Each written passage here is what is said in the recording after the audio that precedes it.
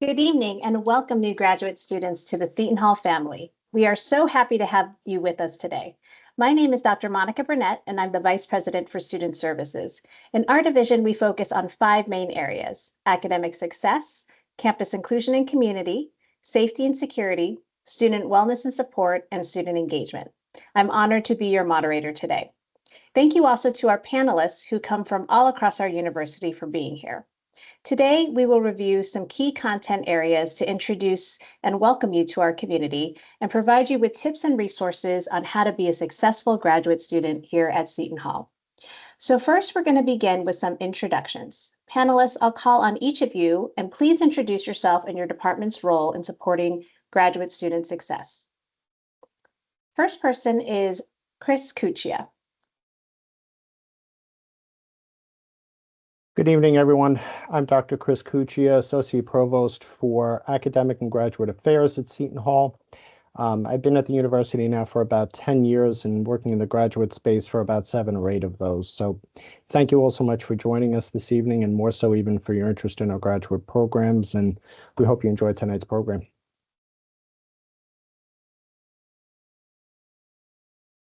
Next, we have Maria Barca. Hi, everyone. It's so great to be here with you all. I am from the University Libraries. I am the lead instruction librarian here. I have been at Seton Hall in my current full-time position since January of 2023, and I came back to Seton Hall. I was an undergraduate here, so it's really exciting to be back and be working here and to be here with everybody. Thanks, Maria. Next, we have Paul Fisher. Good evening, everyone. I'm Paul Fisher. I'm the Chief Information Officer at Seton Hall University. I've been at the university for 27 years. Welcome to Seton Hall, and we're hoping to give you lots of great information tonight. Next, we have Norma Rubio.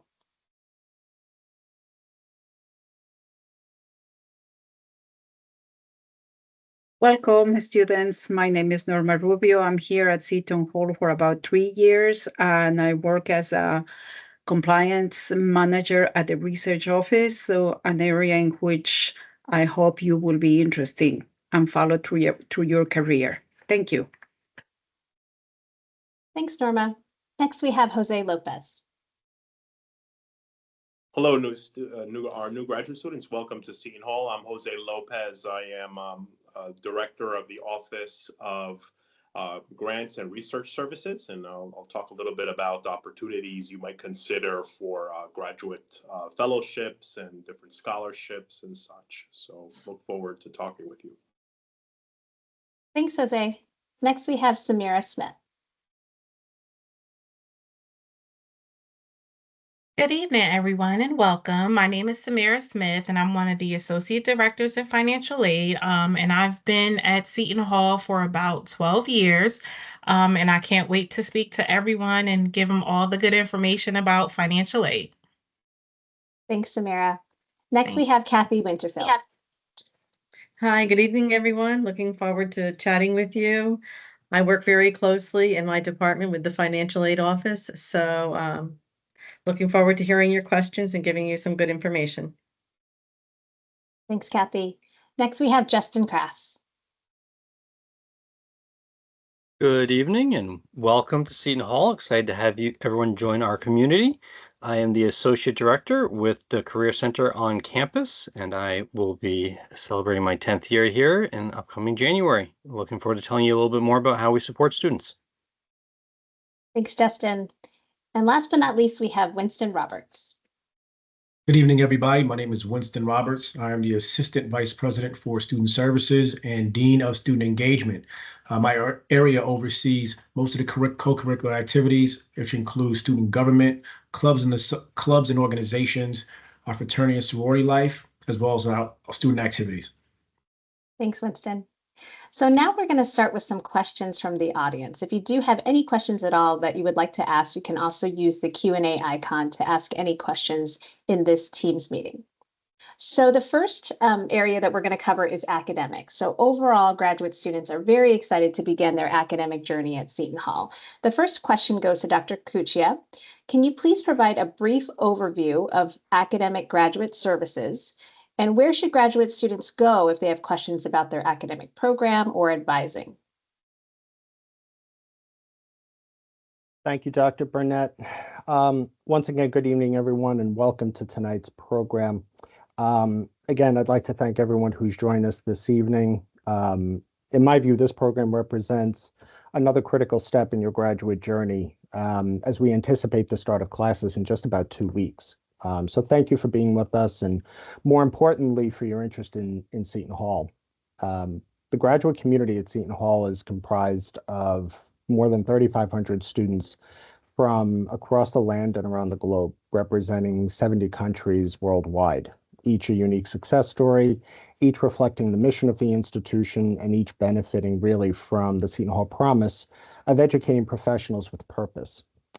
If you haven't already, I believe that tonight you'll begin to experience the intimacy of our community while learning about so many of the incredible opportunities and support services that await you. In addition, you'll begin to get a sense of the richness of the institution's history, as well as the support of the expert faculty and an alumni base of more than 100,000 that's represented in virtually every field and industry and walk of life. It's that support and personalized experience that I think is a hallmark of the Seton Hall experience. I'm proud to say that our faculty, the administrators within our colleges and schools, and those offices that are represented here this evening all go above and beyond to serve our students in the best and I think most comprehensive manner possible. A lot of the most critical and central services available to graduate students are represented on this panel, right? As you heard already, this is a wonderful opportunity to hear from colleagues of mine in financial aid, in information technology, university libraries, student services, career services, Bursar, and elsewhere. A lot of the utmost critical services for graduate students. Among the most critical academic services, if you will, if I can even refer to them in that way, that are available to graduate students would come in the form of faculty advisement. And so more specifically, where the question is concerned, the faculty in and of itself is an essential resource for graduate students. For those of you who are pursuing a second degree with us, you know that the dynamic between student and faculty member tends to be vastly different at the graduate level versus, say, undergrad. I can say from my own experience that those differences were reflected in both the nature of the engagement with the faculty, as well as the level of discourse in graduate classes. Generally speaking, your faculty will serve in a number of roles during your time at Seton Hall, be that as mentor, as guide, consultant, certainly teacher and instructor, and research advisor. Many of you have likely been assigned a faculty advisor already, and for those of you who haven't, you may expect to receive such information prior to your first classes with us. It's important from my perspective that you connect with and engage with your faculty advisors as early and as often as possible. The faculty will assist with everything from the selection of courses, exploration of career opportunities, oftentimes in collaboration with career services who will be presenting later this evening, dissertation and thesis support, which is of utmost importance, and recommendations for future programs or even professional pursuits. Worth noting is that delivery of academic advisement varies vastly from college to college and even from department to department within a college or school. That's why I always recommend to new graduate students that they remain in very close contact with their academic department, who will be able to direct them to appropriate resources internally. In terms of additional support services that are also academic in nature, I'd want to briefly make reference to critical services such as the Academic Resource Center, or ARC, the Writing Center, and university libraries. And you'll hear more about these services in a few minutes from really the subject matter experts themselves. Just suffice it to say, the ARC can assist graduate students with critical components of graduate life, such as time management and work-life balance and test-taking strategies, effective writing skills, and the ability to convey ideas and research in writing are essential aspects of any graduate experience. And in that regard, the Writing Center serves as a wonderful resource and provides both synchronous and asynchronous tutoring writing services, which is great. And university libraries, again, who you'll hear from, I believe, right after me in this coming up, our next presenter, which offer subject librarians and research support, among other services that can be extraordinarily beneficial to graduate students, and also some scholar study rooms that are available to graduate students as sort of a quiet place to conduct research and complete assignments. If we may, Mike, if we can move to slide 3. Just some additional information, lest you think that this is your only orientation session. There are opportunities for, next slide, thank you so much. There are opportunities for each and every one of you to further acclimate with colleagues and classmates in various colleges or schools via upcoming academic orientation sessions as well. These are opportunities to engage with deans and program directors in various academic units who will share with you details on courses, faculty, research opportunities, milestones like thesis or dissertation requirements, as well as discussion around registration procedures and the academic calendar. So I would highly recommend that in addition to this program, which is critical if you've not already attended or registered for, certainly keep in mind these additional academic orientation programs that are really going to be of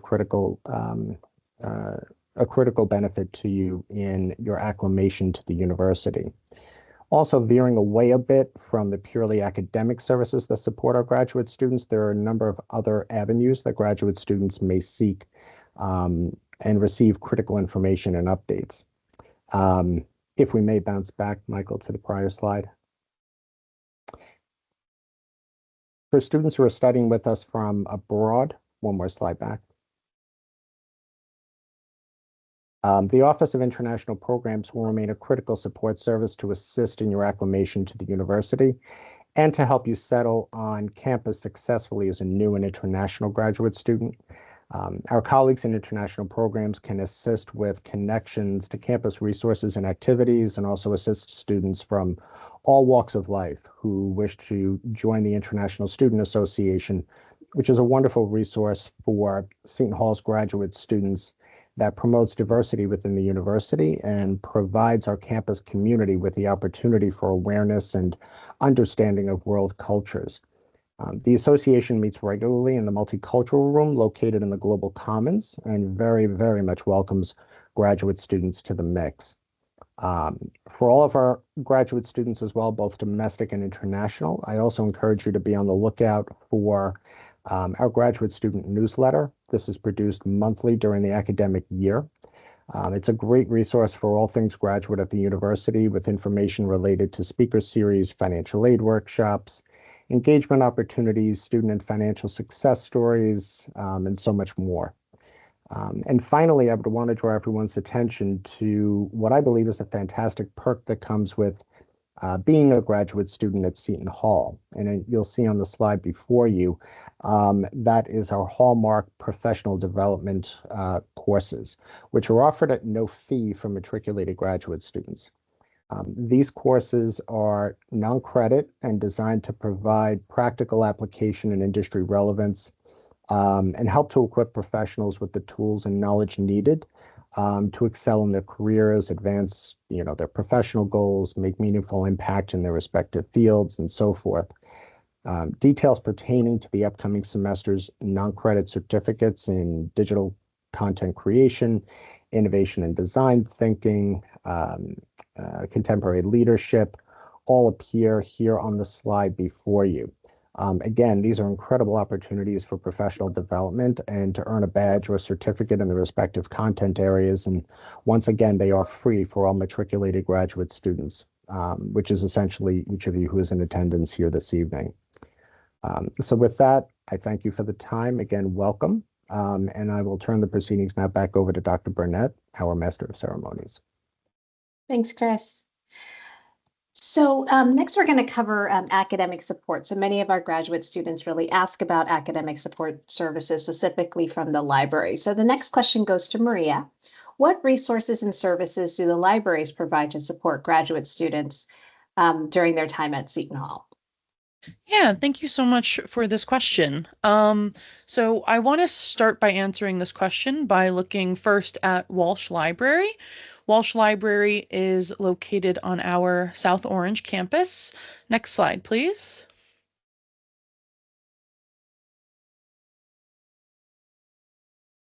So Walsh Library is located on our South Orange campus, and then we'll talk briefly about our library on the IHS campus in a moment. Next slide, please.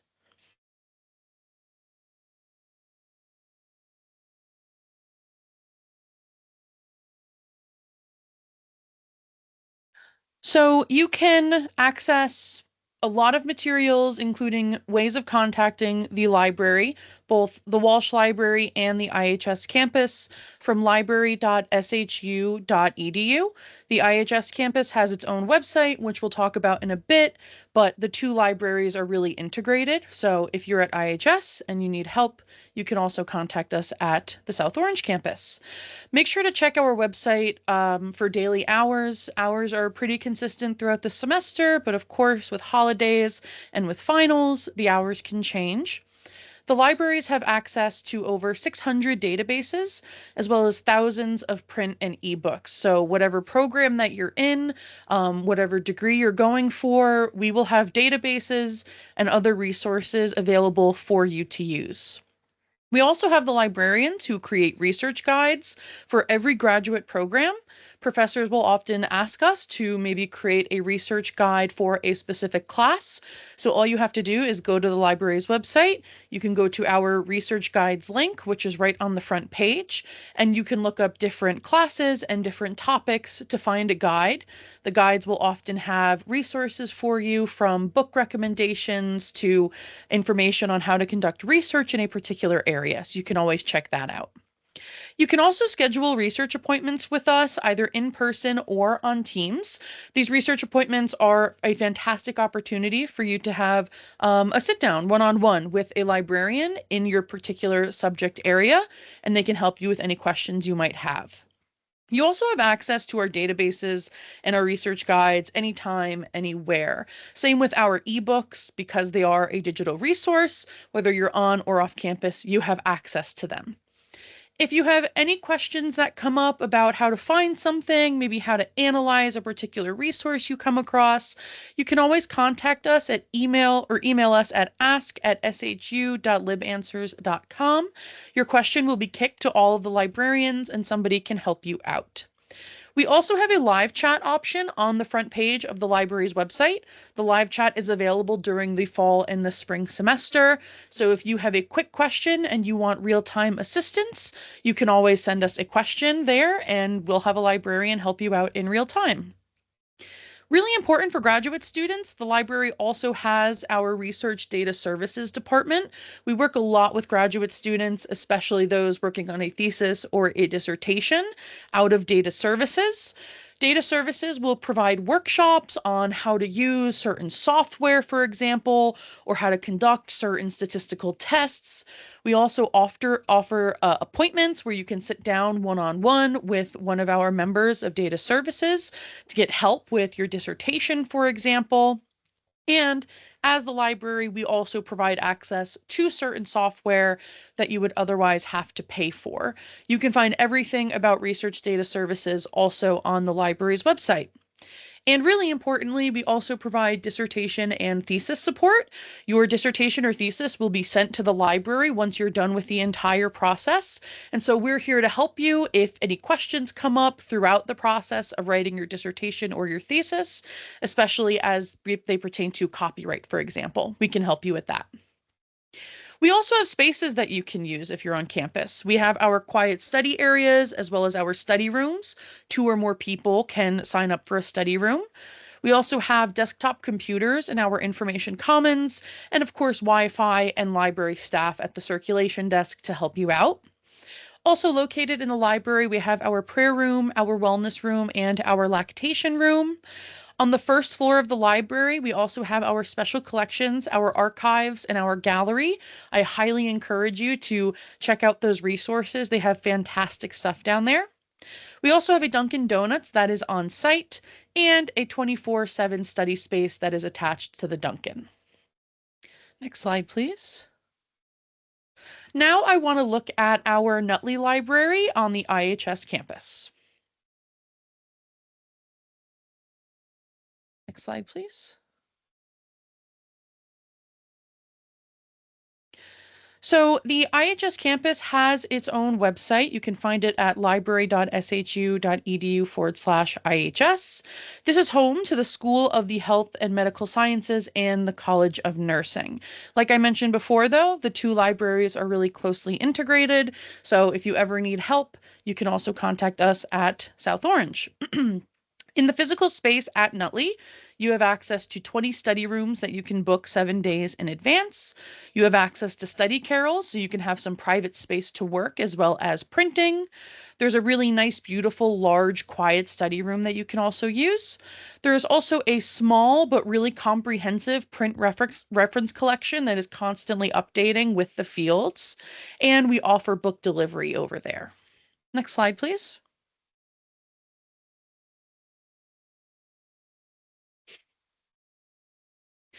Same with Walsh Library, you have access to all of the databases at IHS as well, including some core health science resources, including CINAHL, the Cochrane Library, Bates's Visual Guide, and F.A. Davis PT Collection.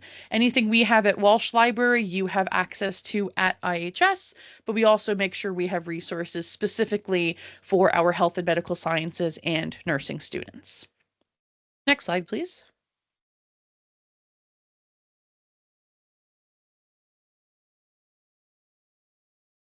Further, you can sit down one-on-one with a librarian at IHS, either in person or via MS Teams if you have a research question or a citation question. And of course, if you have any questions with data, you can contact Research Data Services and we would be happy to schedule an appointment with you. And of course, you also get dissertation support over there. Next slide, please.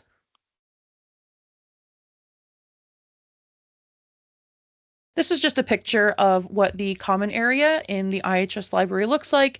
It's a really small, nice space. Students are always in there studying and working together, and the study rooms are in the back.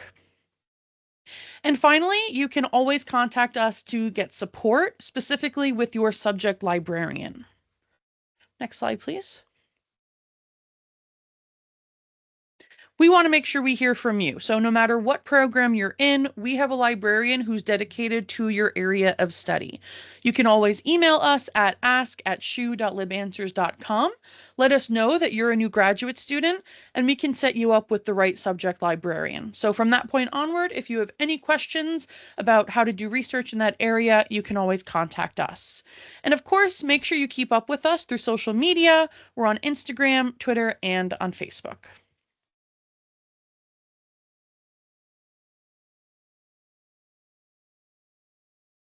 Thanks so much, Maria. So now we're going to talk a little bit more about academic support in terms of technology. So the next question goes to Paul. Can you explain the various technology classroom support available for graduate students? Sure, thank you. You can go to the next slide, Mike. Again, thank you for taking the time to learn a little bit about how technology can support you in your academic goals and objectives. We offer lots of different services and support to all of our students across campus. So I'll go through them very quickly, and then if anybody has any questions, I'm more than happy to answer some questions either in the chat or later on. So you'll see that we refer to really our suite of electronic services as PirateNet. It really is a collection of all of the tools and services we provide to the university community, from the learning management system to email and everything sort of in between. It should be your starting place whenever you need to access either information or a service or to go download a tool. You can get there by visiting the university's main website, www.shu.edu. There's PirateNet in the top right hand corner of the screen, or you can go to /PirateNet and it will bring you to the sign-in page. What you see in front of you is sort of the hub of access to all of the applications, and you'll get to know what these applications are as we go through them. So I'll highlight a couple of important ones. Banner self-service. Banner is our administrative system. It's the system that you will register in. It's the system you will pay your bill in, look at your degree audit to see where you are, and things like that. So Banner self-service is important for students. You'll see other resources in here like your email and OneDrive that we'll get through in just a few minutes. Mike, you can go to the next slide.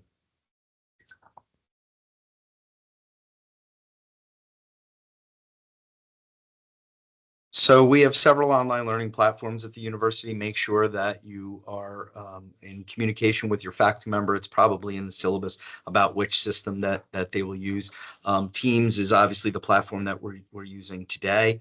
It's what the university uses from a real-time online experience. It is our communication app for everything from making phone calls at the university now to video conferencing. But what we also do is we create a Microsoft Team space for every class that's offered at the university. And faculty really have the choice either to use Teams as a place where they're going to communicate and give materials to their students, or we use the Canvas learning management system that's new to the university over the last year. We used to be a Blackboard campus. Again, we create course shells in Canvas for every course that's offered at the university. Enrollment is synchronized between the systems, and faculty can use one or both, depending on what the needs are in the actual class. Echo 360 is our lecture capture system at the university. Many faculty will either record a class that's in person if the room's equipped with the appropriate hardware, or before the lecture put out a recording for you to consume, and then allowing you to spend a little bit more time taking a deeper dive when you get face-to-face in the classroom. It all depends on your program, your faculty, the modality, whether you're in an online program, a hybrid program, or a face-to-face program. An additional piece of software that we use is called HonorLock. It is an online exam software. It allows the faculty member to have the student identify themselves so that we know if you're taking an exam remotely that the student is taking the exam. And it allows us to sort of lock down things like external websites, browsers, external pieces of software, and things like that. It is an academic integrity piece of software. It's important that we deploy these kinds of tools to ensure we have academic integrity in the programs. We hear from lots of students that, oh, well, why don't you trust us? And the real idea is to ensure the reputation of the program is sort of sustained so that no one can question whether or not the student who's taking the exam is actually performing the exam and getting their grades. Next slide, Mike. So we offer a couple of other resources.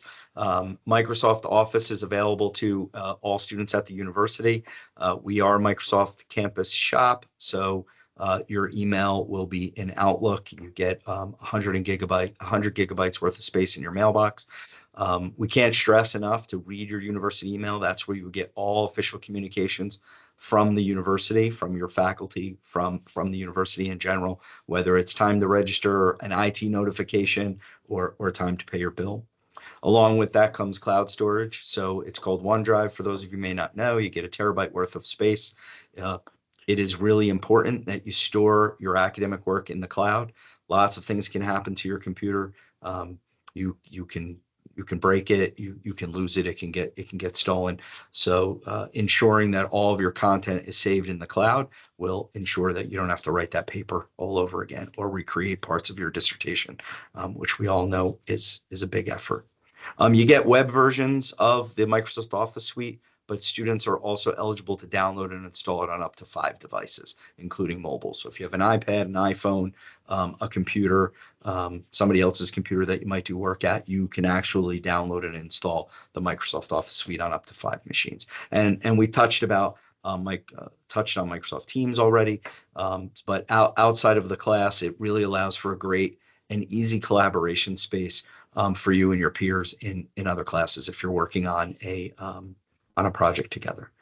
New to the campus, sort of, I guess not new, but new over the last couple of years, Seton Hall University has been named the first New Jersey Adobe Creative Campus, which means that we get to take the entire Adobe Creative Cloud and make it accessible to all of our students and faculty on the campus. So we've seen a lot of integration of the Adobe Creative Cloud into vastly diverse programs across the campus. Part of that is ensuring that students actually have experience with software they might see when they get out into the industry. If the industry uses these kinds of things, we're proud to be the only Adobe Creative Campus in New Jersey and the first.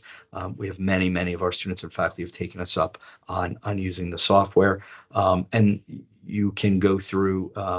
You also have access to some of the Creative Cloud skills courses that will help you to understand how to use the technology. Not a big Photoshop user myself, but going through the class and getting the digital badge, I can use it at its very basic level. Next slide.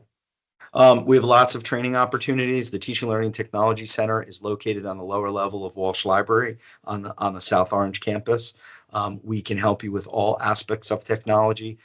In the next year, we will be renovating the space and expanding the services and support that we do on the first floor of the library. But we can help you with any of your needs. Please check the university calendar, check off the filter for technology, and you'll see the scheduled courses.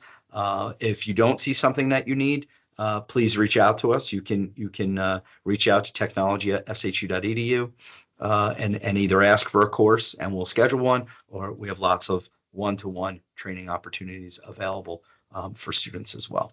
Next slide.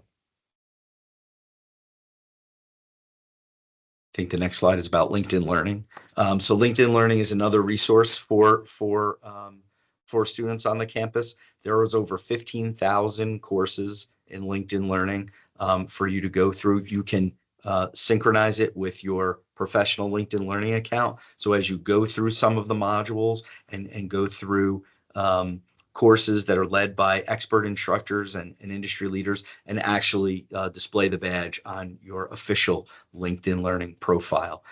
It's a great resource if you're looking to use a piece of technology to accomplish something, but you don't quite know how to use it. It's available to you 24 hours a day, 7 days a week, and it really has something for everyone in there, and not just around technology skills, but there's other resources in there around subject matters that might help you to reinforce knowledge that you might have learned in class.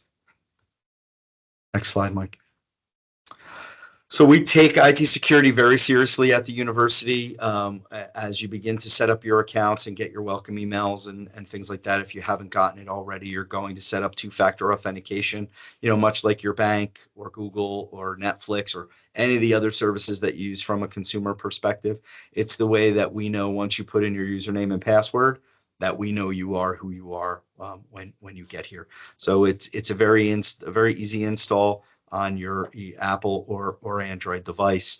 We send a push notification. You click a button, it verifies you're you, and then it lets you into the resource that you're requesting. Technology support is a pivotal service that we provide to all of our students. It's available 24 hours a day, 7 days a week.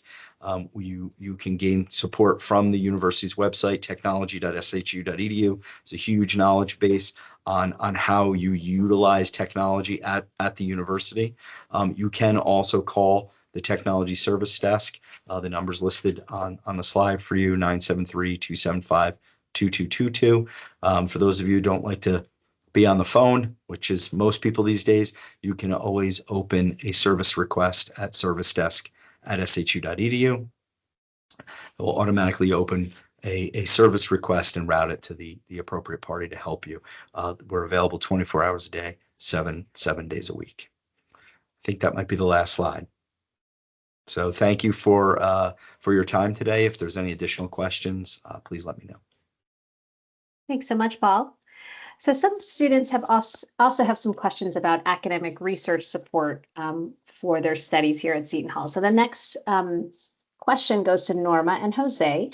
What are some resources to support academic research conducted by graduate students? And are there tips regarding grants and compliance? Yes, I guess I could start off. Once again, I'm Jose Lopez, and I'm Director of the Office of Grants and Research Services. And just to introduce a little bit, the Office of Grants and Research Services, we provide support to the entire university community on research, and in particular, we work mostly with faculty, and most graduate students tend to work under a faculty member's guidance, and we end up working sort of in many cases indirectly that way. But the Office of Grants and Research Services, or OGRS as we like to call it, is made up of a few folks. In particular, our head is our Associate Provost, John Bushman, who's the Associate Provost for Research and Innovation. He also happens to be the Dean of the University Libraries. I'm the Director. Norma Rubio, who is here, is our Compliance Manager and Grant Specialist. She'll talk a little bit about the human subject research and how we go about that and how you should consider working on that. We also have Franklin Williams, who's our Assistant Director. We also have compliance, as we said, under us. So we have Mr. Jose Alvarez, who's the Environmental and Safety Administrator for the entire university. And then we also have Ms. Maria Alvarez, who's our Secretary. So just a quick introduction. Seton Hall is R2 classified university by the Carnegie Foundation. And what that means is we are a research-intensive university. We, of course, obviously offer various research opportunities for all our students, undergraduate and graduate, but in particular, our focus of many of our programs when it comes to research and scholarship happens to be in the area of where graduate students come in. So there's various opportunities that we work directly with our graduate students. Like I said, in many cases, we work indirectly with our graduate students where we support the faculty member who has funded research from various entities. It could be ranging anywhere from a federal agency like the National Science Foundation or the National Institute of Health, or it could be foundations that support research and scholarship, or it could even be corporations. We might have contracts, and we have various graduate students involved in those areas. Where we do work directly with graduate students are in graduate fellowships and assistantships, in particular, federally funded ones. So there's many varieties of them that exist here throughout the university. Perhaps as a graduate student, you've been offered a teaching assistantship by the university. Maybe as part of the department that you're part of, you will help teach undergraduate courses. So those are traditionally called teaching assistantships. But there's also the second type of assistantship, which are research assistantships. Some of those tend to be internal, but the vast majority tend to be funded through external means. So, for example, there might be faculty members that are getting support from the National Institute of Health. And as part of that support, as part of that grant, they fund graduate research. And they pay, in some cases, a direct stipend, and they also provide tuition remission.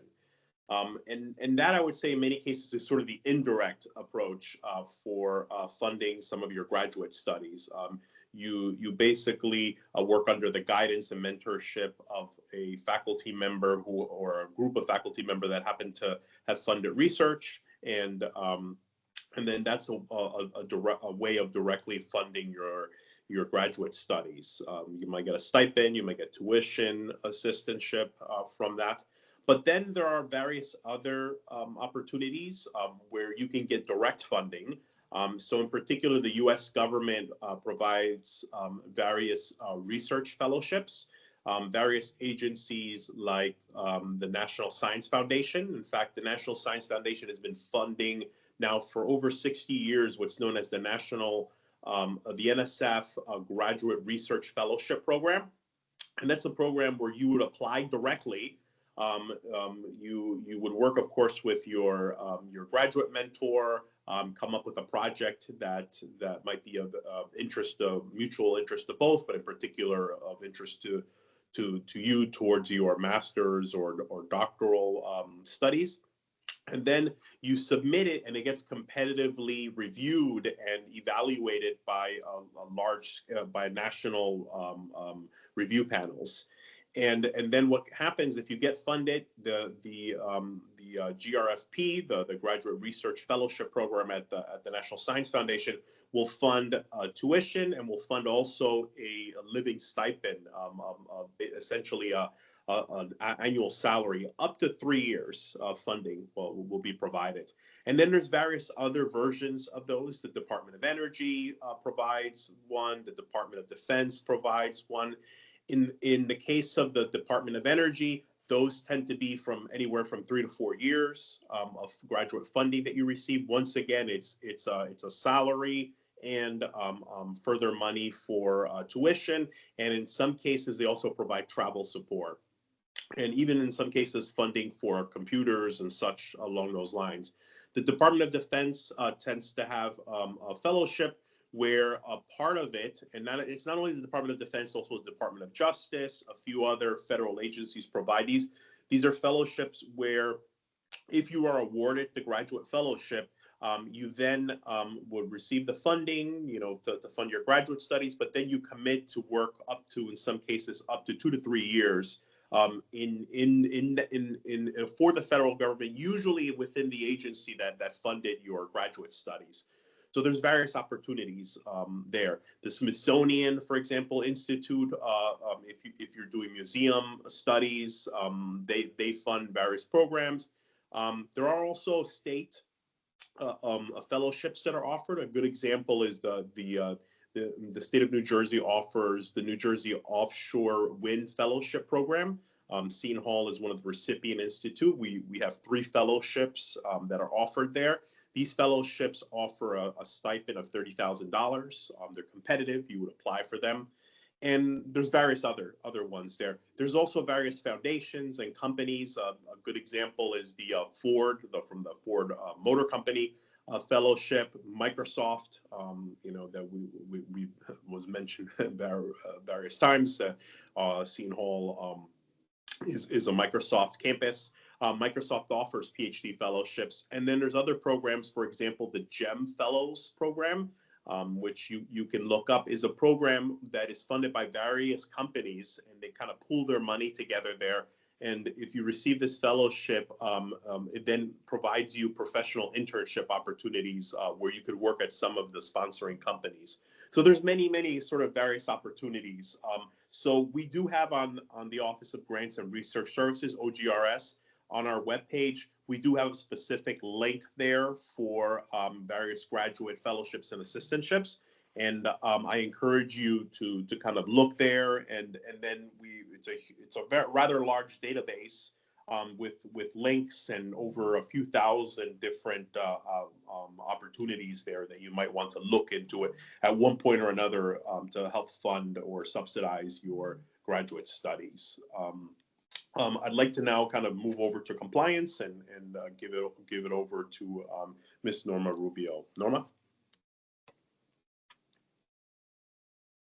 Hi, my name is Norma Rubio, and I work with the research office. One of the important themes that you will find when you are in the area of research is sometimes you will have projects that involve human subjects. And it's not only when you have a research project, but most of the graduate students, PhD students, use for their thesis some of the projects that they require interviews with human subjects. To that end, Seton Hall University has a compliance committee for this specific, which is called Institutional Review Board. and is mandated by the federal regulations, state laws, and institutional policy.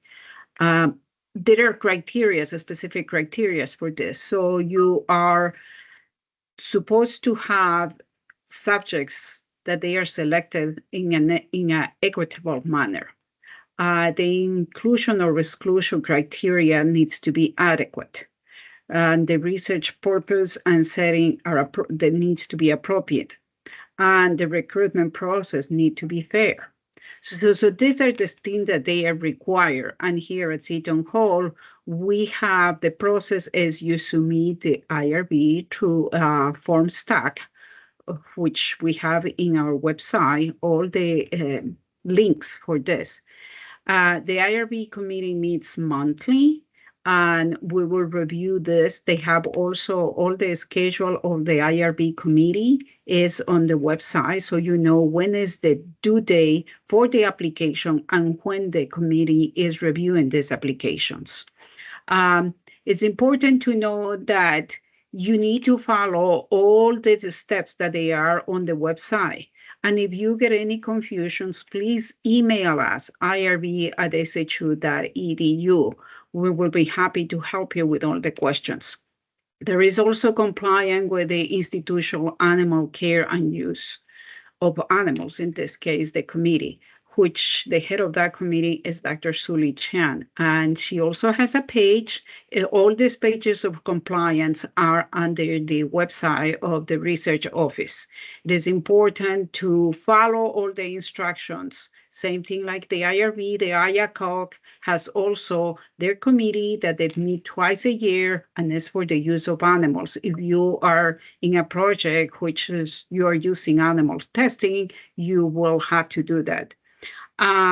We have conflict of interest in, and all of those IRB, IACOG, COI, conflict of interest, which means when you are involved in a project that whether there is an investment company in which somehow you also have an equity on that company, that's a conflict of interest. Or when you are trying to hire in the same project some of your family, whether it's a cousin, your wife, that's a conflict of interest that it has to be disclosed.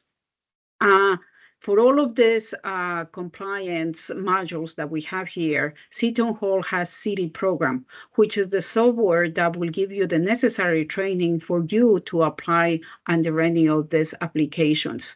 You will have different modules that you will have to follow up, and you will get the certification, and that certification will be requested at the time of the submission of the application. Next slide, please. Yeah. Seton Hall, like I stated before, they have the submission of the application is via the website. We have all the steps there. In the future, we will have a piece of software, which is the Cayuse for the IRB. So we will be showing that probably in the next fall. Everything else is done through the committee. The revisions and everything is done electronically when the software is in place. Any questions, please contact us, irb@shu.edu. And other questions related to any research, like Dr. Lopez says, many of the students that they are graduate students, they have a lot of opportunities on the research area, and especially the National Institute of Health will require that the student is the one that will submit the application for the research. And we will have to have, of course, a faculty member that is your mentor, but the student is the one that will submit it, and we can help in that process. Thank you. Thank you so much, Jose and Norma. So next, we're going to move on to financial support. Some of our graduate students are concerned about financial aid options. So the next question goes to Samira. What is the typical financial aid experience or process for graduate students, and what are the requirements to receive financial aid? Great. Thank you, Monica. So my name is Samira Smith, as Monica mentioned, and I'm one of the Associate Directors of Financial Aid. And I will be going over how to apply for financial aid and what the requirements will be. So if you ever had financial aid during your undergrad degree, it's the same process. You would have to file a FAFSA, which is at studentaid.gov. However, if this is your first time, you will need to create an ID, which is an FSA ID. This ID is also used to electronically sign your FAFSA at the end. Typically, the FAFSA is available October 1st. However, this year things were different. It opened up the end of December. So I'm hoping that for the new year, I believe it's 26, it would open up in October. However, if it doesn't open up in October, we will send you out an email to let you know and make sure that you include our school code. Next slide. So, as a graduate student, before I go into this, I wanted to mention, speaking to graduate students in particular, unfortunately, there are no grants. The government does not give graduate students any grants. Unfortunately, you will only be eligible for a loan, which is the unsubsidized loan. As long as you fill out a FAFSA, you will be awarded $20,500 each year.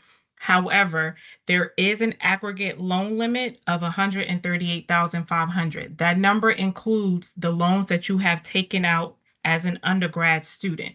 So please keep that in mind, that you can also check out what your aggregate loan limit is at studentaid.gov. It will show you how much that you have taken out so far.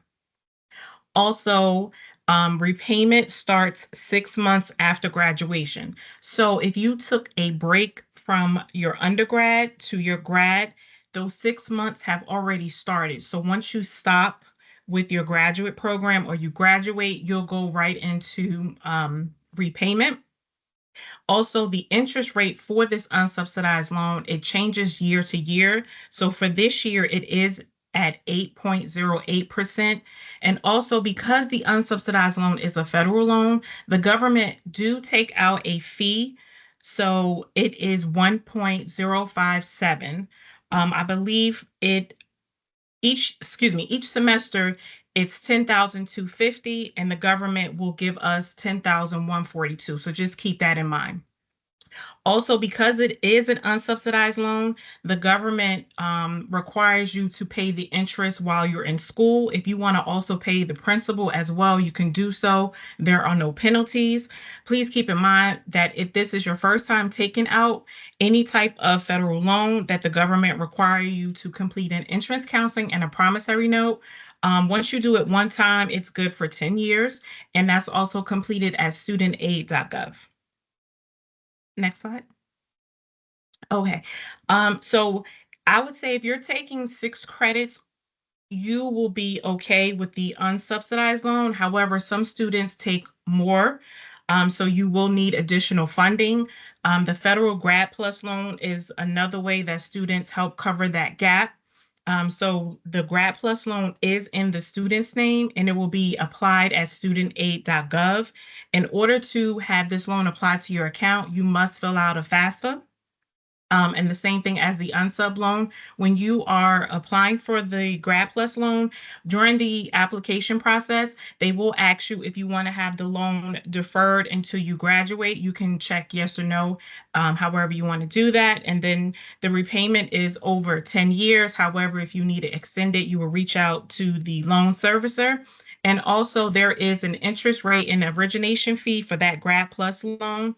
The interest rate is 9.08%, and then the origination fee is 4.228%. So please keep that in mind, that when you are borrowing, federal loans, to keep in mind not to apply for the exact amount that your balance is, because the government will take out the fees and then you will still be short. Another route is a private loan. If you go to Select, you will put in that you're a graduate student and that you attend Seton Hall, and it will give you a list of different lenders that we work with. You can certainly use whichever lender that you want, like a credit union or your own personal bank. But we do give this website out to students. You can look and see. They give you, you can break it down and filter it by the interest rate, repayment plan. Also, I know sometimes it's hard to find someone to co-sign if you need to co-sign. Some of the lenders have a co-sign or release, which means that if you ask someone to co-sign the loan for you, when you go into repayment, if you make a certain amount of payments on time, that co-signer will be dropped off. So that is a good, point to when you're asking someone to co-sign the loan for you. Next slide. Also, because you are borrowing loans, which is repaid, I would suggest to only take out what you need. I know sometimes getting that refund looks good. However, you do have to pay that back because the refund is coming from the loan.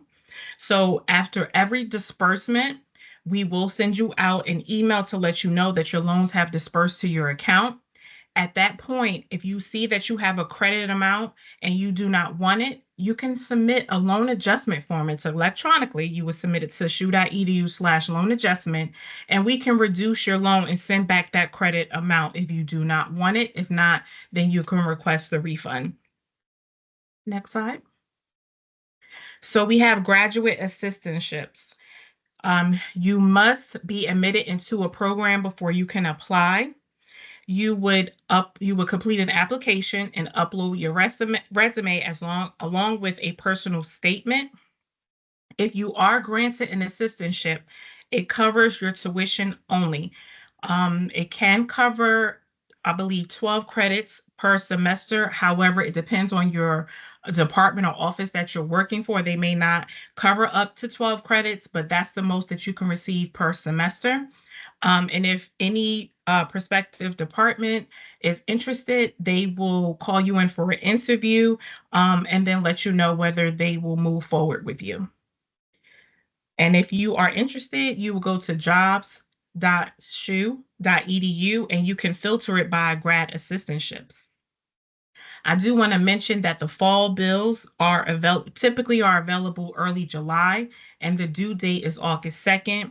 The spring bills will be available they're available late November and due on the 22nd. And we always send out notifications to your SHU email address, so it's very important that you check that often. Next slide.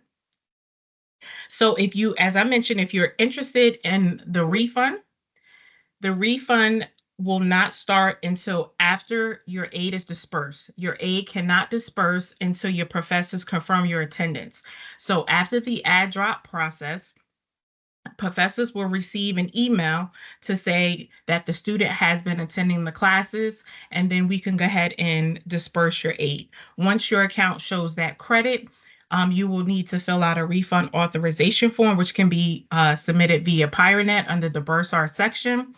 And you can choose whether you want it electronically, which is direct deposit, or if you want it, you could do mail or you could do pickup. And for pickup, you will receive an email once it's available. And as I mentioned, you can submit this form via PyroNet Profile and Finance tab, and that will be under the Bursar section. Next slide.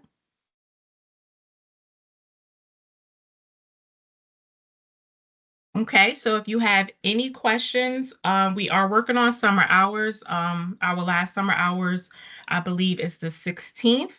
But typically our hours are Monday through Friday, 8:45 to 4:45, and we're located in Bailey Hall. My email address is samira.smith@shu.edu if you have any questions. However, you can always schedule a virtual appointment, which is shu.edu/finaid appointment. I do want to mention, if you do email us or myself, please make sure that you include your student ID number because it's very important, because it takes the process longer to get back to you if we don't have your student ID number. Thank you. Thanks so much, Samira. So in the same way, graduate students are asking about some of the payment services available. So the next question goes to Kathy. What are some services the Bursar office provides, and how can graduate students access their payment portal?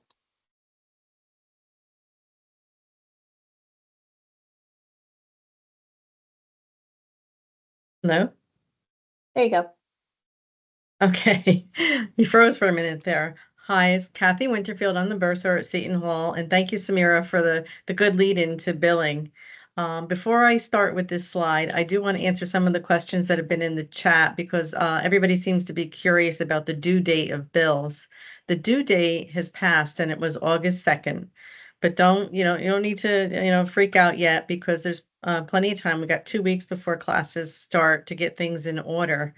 So what you can do if you signed up for classes after the due date, you can go into your account and I'll show you how to get in there and you can run what we call a real-time statement. That will give you access to what your bill is as of that moment. So just remember that when you go into your student finance portal, you can run your real-time statement at any time and look at your balance, look at your financial aid, look at your scholarships or anything like that. Okay, so this is where you go into your PirateNet portal. Probably many of you have been in there and some of you may not have been. Next slide. After you go into your PirateNet portal, you'll come to the screen and this is just telling you some details about what we offer. But you click the continue button, the blue button, next screen. And here's where you actually go into your view and pay your bill. But what I want to talk about tonight is what Samira had talked about is your excess funds that you receive from your financial aid. Many of you have requested more money above and beyond what you need for your tuition because you need them for living expenses, because you may not be working and you have to pay for room and board and things like that. You can do nothing and you will get a paper check in the mail. But the best thing that I highly recommend is that you go into this refund tab, next slide, and you set up a direct deposit account. You will be required to set up a two-step authentication like Paul Fisher had talked about in the beginning, and this is just for your protection. Next slide. You're going to have to go through this even if you have the two-step on your PirateNet account. It's a software that we use that is secure because you're going to be putting your banking information in. Next slide. Here you have to agree to our terms. It's going to actually validate your bank account. We have our software running up against a database, and it will check to make sure that you haven't transposed any numbers or anything like that. It will check your routing number and verify your bank. Next slide.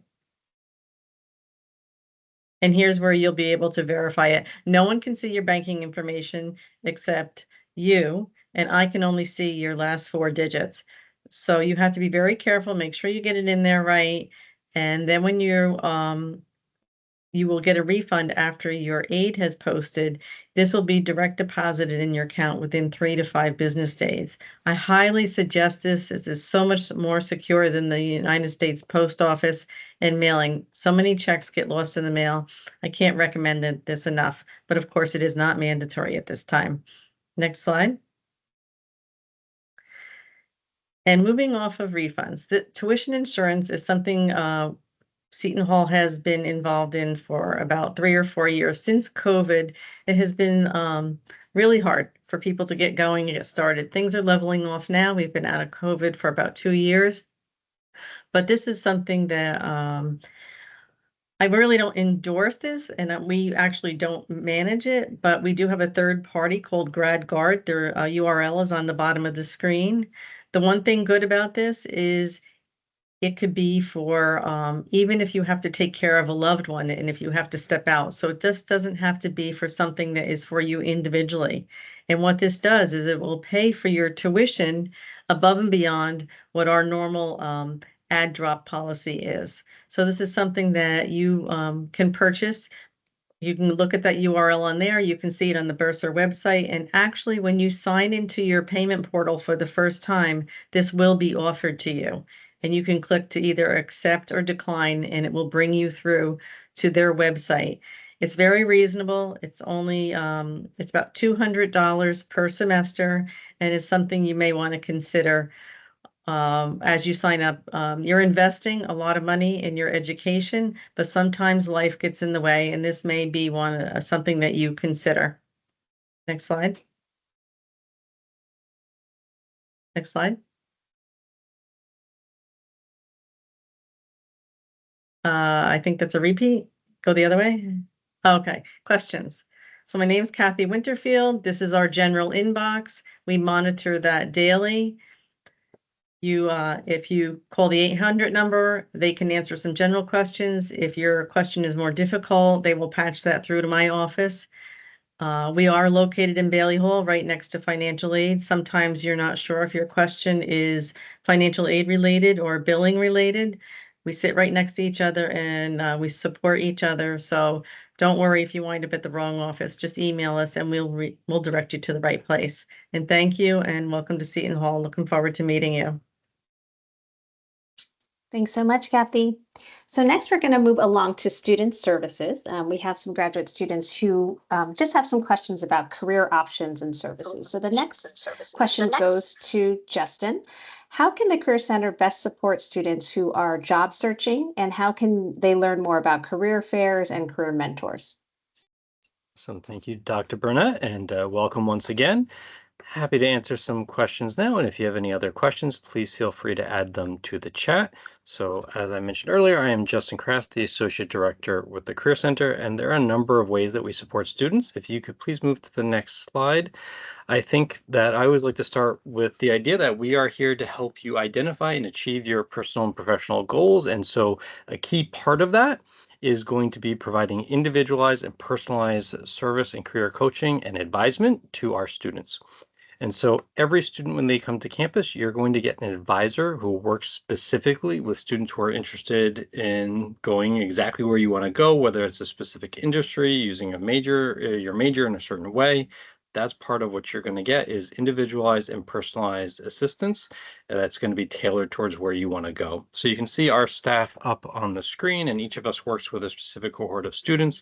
Like myself, I work with the graduate counseling students as well as the graduate students in the social work program, and we all have specific areas where we work.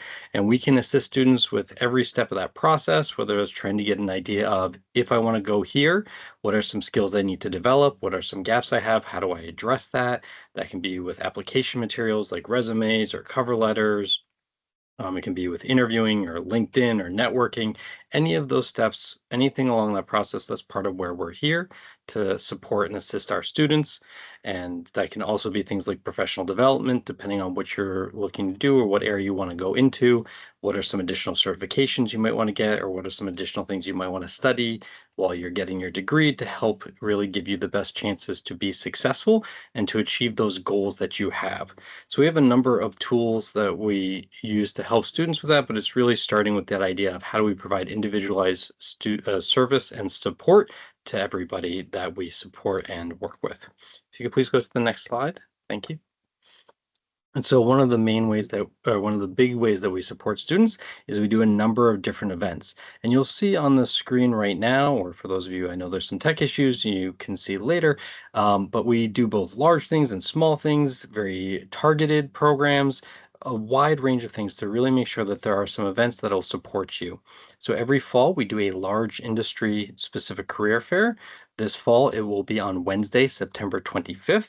Certainly I encourage everybody to come to that. There are a number of great opportunities there. We also in the spring will, last year we did 3, I believe the plan is to do 3 again, smaller industry targeted fairs. We did one, a business career fair. We did Creative Connections, which was for communication, nonprofit, government, law, social service types of roles. And we also did a STEM data and analytics career fair and health analytics career fair. But we also do smaller events. I'm working on a couple different ones myself. But some of the ones that my colleagues are doing, there's a marketing networking event coming up this fall. There's a science and healthcare networking forum on September 26th. We have a number of different events, and we're still planning some, so there'll be additional ones that are announced throughout the year. We do site visits to different employers as well.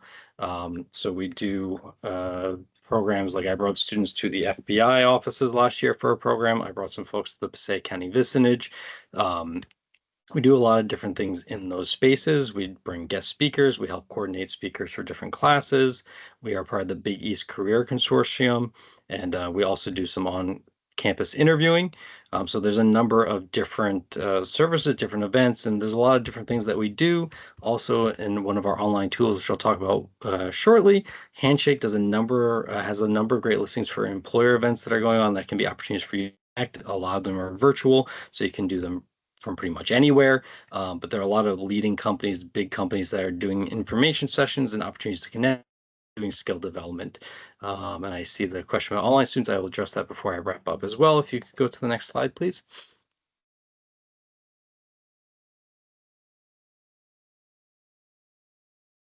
Awesome. So you can just see these are some of the flyers for the different events that we did last year, and we have, thank you. And so that's the STEM Health Analytics. That's one of our industry-specific fairs. That's the flyer for last year's fall fair. The Entertainment and Marketing Networking Exchange was one of our fall events. We'll be doing that again this fall. But we do a number of things, and as I said, we're still adding. We're talking to the Department of State about trying to set up an event, hopefully, knock on wood, in September. So we're always trying to find different opportunities, different ways to connect. If you go to the next slide, please. Thank you. And so really a key part of what we want to help focus and help support is we want to help you develop connections, to help you gain information, to help you also build those pathways in, but also help you get an idea, maybe even identify some potential mentors. So we have a number that we can provide, that we provide to help. Right. So first and foremost is Handshake. That's our job, internship, and event database. We have, I believe last year it was over 15,000 different jobs and internships were posted throughout the academic year. There's new employers, new opportunities that are posted regularly. There's a ton of events in there. You can also stay connected with us on Instagram and LinkedIn. We have a group that we manage on LinkedIn for all Seton Hall students and alumni. Instagram, we post upcoming information as well as career advice. But we have a number of opportunities. So we work with students to help them. How do I identify alumni via LinkedIn and start to build those pathways and build those connections and reach out to them? We have a very active alumni community that participate in a number of our events. So that's a really good way to get to know them as well. Like we have a finance networking forum coming up. I believe it's the first week of October, where I believe 2/3 to 3/4 of the attendees that are coming are alumni that are there to network and help open those opportunities. So there's a lot of great things there. We can help you connect with faculty as well. We also have a lot of online tools and resources. We have one called Big Interview, which is an interview prep software that you can access through PirateNet, where you can record yourself, get information, get advice on your interviewing skills. We'll be adding a few new ones in the fall, but we also have I want to call it Big Interview, but it's an interviewing platform where you can actually use Oculus technology to do a VR interview, virtual interview. Where you can do that. It'll give you feedback. It uses ChatGPT to integrate different questions based on your industry and what you do and where you want to go. So we have a few other resources that we're looking into as well. So a couple of things I do want to know is, keep in mind that we are happy to support your students, and then as well after you graduate, alumni are always welcome. So please know that we are always here to support you. And with regards to our resources, a lot of our resources are accessible both on campus and virtually. If you go to our page on the Seton Hall website, you'll see we have a number of tip sheets, a number of resources that are available to all students. Same if you go into PirateNet, that's where we have Big Interview, Candid Career, and some other virtual resources. So a lot of those resources, for online students, they are available there as well. And for online students, we are happy to meet with students in person, virtually, whatever works best for you. You just have to let us know what your preference is and what's going to be the best way to support you. So a lot of those services are absolutely available. And if you're not local to campus, a lot of our events are here just because that's kind of how a lot of career services are structured. But we are absolutely happy to help you with identifying opportunities that are more local to you, connecting with professional associations and networks that are going to be more in your geographic region and where you hope to be long term. So pretty much almost all the services that we offer are available to you, whether you're in person, virtual. We are happy to help, and there's a number of great resources that are designed to be used in either situation. Hopefully I helped address your question, but if not, please let me know. I will be here if you have any other questions for the chat, but also my email is there. Please feel free to follow up with me. Welcome once again, and look forward to seeing you all in the fall. Thanks so much, Justin. So as we think about the fall, some graduate students are also asking about student engagement and other opportunities for them to get involved. So the next question goes to Winston. So as a graduate student, what extracurricular activities or clubs are there, and how can graduate students get and remain involved? Good night, good evening again. Once again, my name is Winston Roberts. The great thing about Seton Hall is that, especially through our space and student engagement, is that we do have opportunities for our graduate students to engage on our campus with our student clubs and organizations, as well as just through some of the programs that we do. Our programs are not limited to just undergraduate students. So when we do programs throughout the course of the year, whether it be some of our large speaker series, whether it be some of our large programming such as Christmas at the Hall, or even some of our spring initiatives that also involve our large concerts or even our large carnival, we encourage all of our students to engage in those spaces as we see them as opportunities to connect to the campus. Even though this may not have been your first campus, as many of you have gone to undergrad, potentially gone to undergrad other places, we do encourage you to really jump into the flow of our community and really take as much in as you can when you can, as we know you're all engaging in some very difficult programs. But and I'll continue to continue here, you'll notice that we have two of our campus locations. The Bishop Doherty University Center is located on our South Orange campus, and the 123 building is located at our IHS campus in Nutley. And one of the things that our office strives to do is that whatever that we can provide reasonably on the IHS campus, we will do so. So if you see when we have our tree lighting ceremony on the South Orange campus, we also have a tree lighting ceremony on our Nutley campus as well. We really want our students to be able to feel as though they are still part of that main campus and get that main campus vibe. You can go to the next slide, please.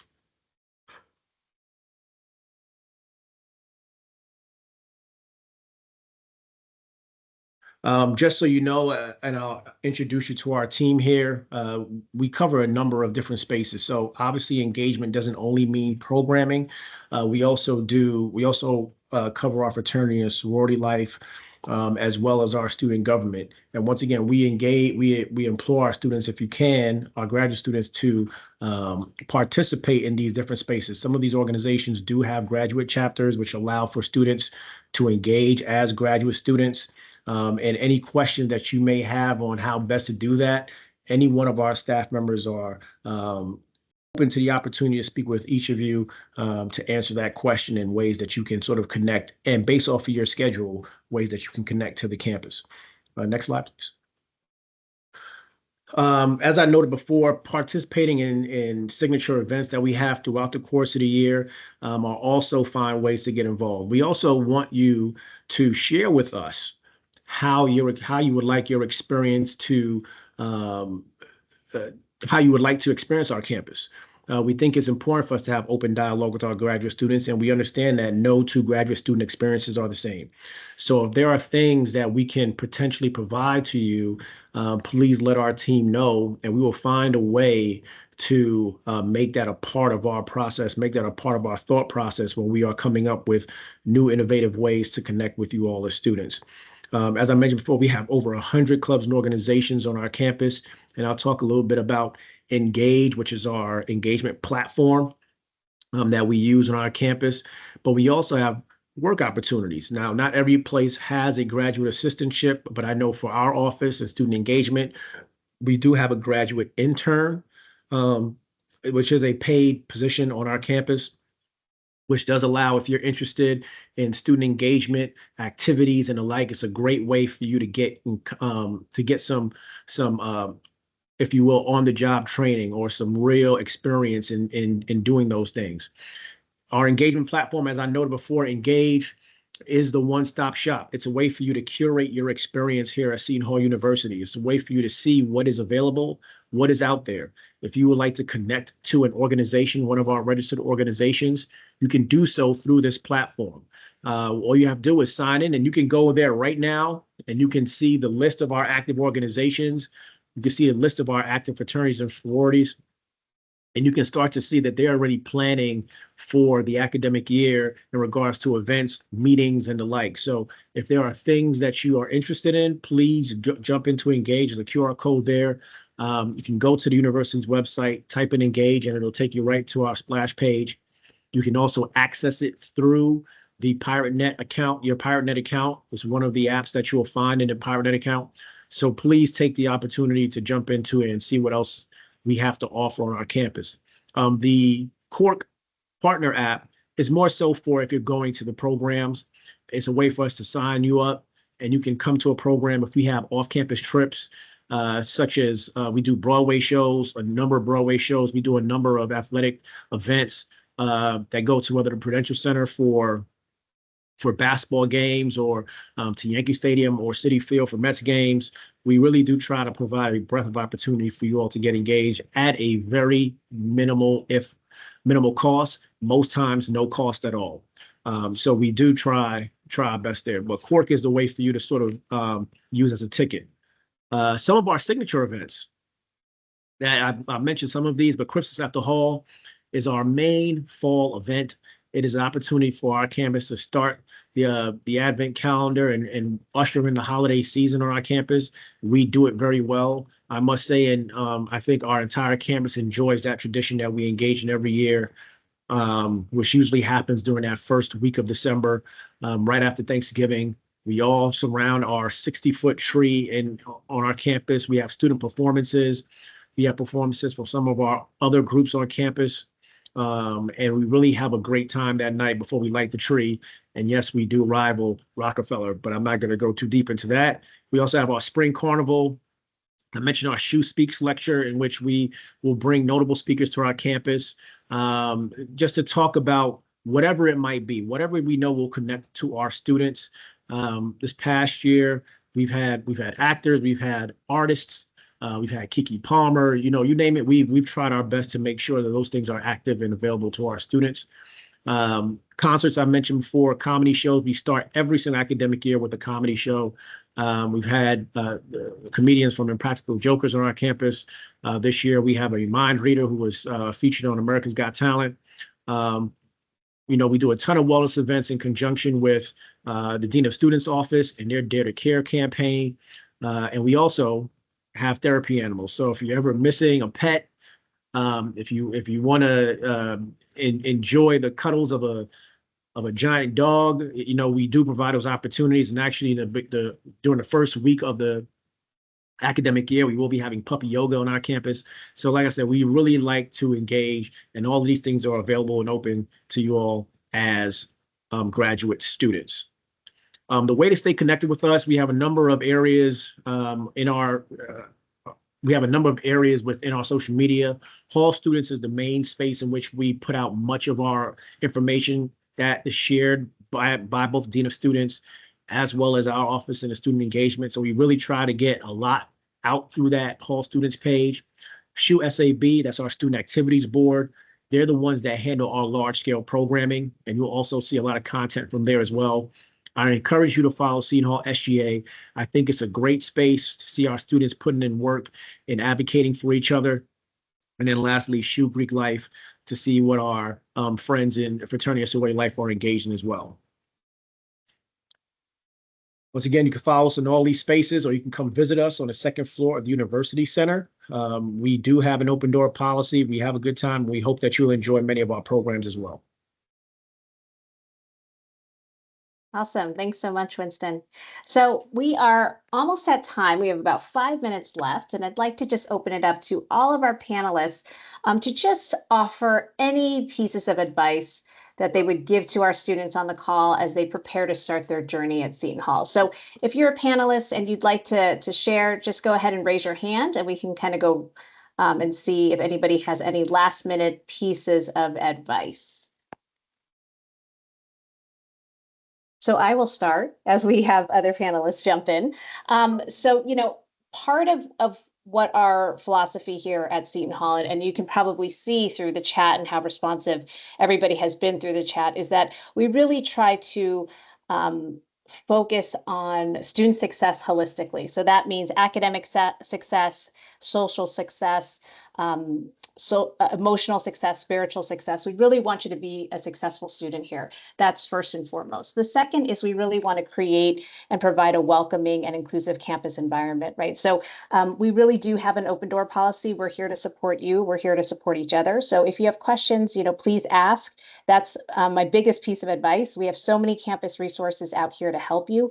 And the biggest thing is to take advantage of those campus resources and ask those questions. We are all here to support you and get you those answers that you need. I'll pass it off to my colleague, Chris. Do you have any pieces of advice? I do, and I will apologize for some reason my camera is not working, but I will share my words of wisdom anyway. Two pieces of advice that always come to mind for me from personal experience. One is taking time for self-care.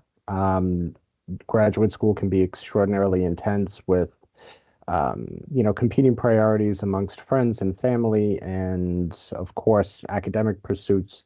And time to decompress, I think, is very important. And the other is networking. I am very fortunate to still have a number of very close-knit friends that I made in graduate school 20 some odd years ago. And it's very important, both professionally, but really more so even personally. So those would be my two pieces of advice. Excellent. Anybody else like to jump in with some pieces of advice? Justin. All right, there, got unmuted. So, I completely echo everything that's said. And the one other thing I like to point out is, just have fun and really take advantage of everything that's out there. There's a lot of great resources, a lot of great things going on, a lot of things that are available, and you're studying something that really interests you, and just have fun with it. It's going to help you kind of develop your journey and get where you want to be, and really take advantage of that stuff. So have fun and take advantage of all the different resources. That's my advice. I love it. Paul Fisher. So as a former graduate student at Seton Hall, I too made some of my closest friends in graduate school. So take advantage of your peers around you, especially when you're struggling with content or a concept. We found ourselves in classrooms on Saturday mornings, sort of reinforcing skills and content, things like that we met, and that's ultimately what made the bond that got us all through. From an IT perspective, we want to know if you're struggling with something or something doesn't work. Don't wait a long time to let us know that you need help with something. We're here to help you get through the curriculum, not be an obstacle. We want really IT to sort of be in the background, supporting you and helping you. So please reach out to us if you have any technological issue at all. We want to make sure we clear it up.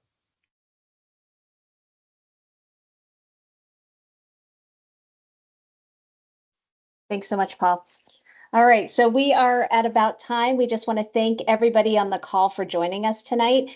We know you have many things to start looking forward to as we prepare our academic journey here at Seton Hall.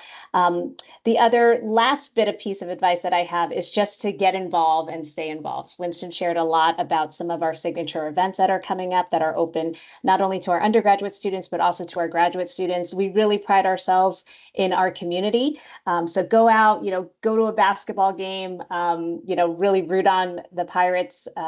And we just really want to appreciate everybody for being on this call today. So thank you to also my colleagues on this call. So with that, go Pirates, and we will see you very soon. Thank you, everybody.